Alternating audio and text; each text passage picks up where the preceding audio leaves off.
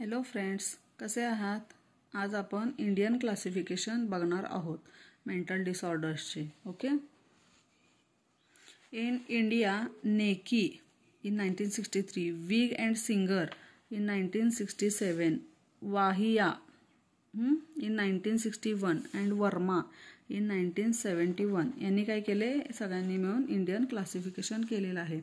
या चार्टद्वारे आपण समजून घेऊया. शॉर्टकटमध्ये लक्षात येईल तुमच्या. एकदम इझिली चार्ट बनवलेला आहे हा. लक्षात राहण्यासाठी there are 3 classification major. Okay. सायकोसिस, neurotic and special disorder. In that other. सायकोसिसमध्ये काय येते? पहिला फंक्शनल, ऑर्गॅनिक, मूड अफेक्टिव्ह. फंक्शनलमध्ये काय येते? स्किझोफ्रेनिया. ऑर्गॅनिकमध्ये ॲक्यूट क्रॉनिक. मूड अफेक्टिव्हमध्ये mania and depression.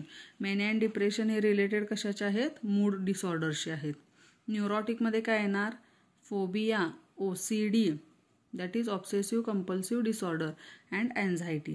And last special disorders काय आहेत? ते अदरमध्ये येते. थोडक्यात काय आहे? Childhood disorder, personality disorder, eating disorder and sexual disorder. हा चार्ट लक्षात ठेवा, खूप इम्पॉर्टंट आहे. लॉंग क्वेश्चनसाठी येऊ शकतं. ओके. थँक्यू.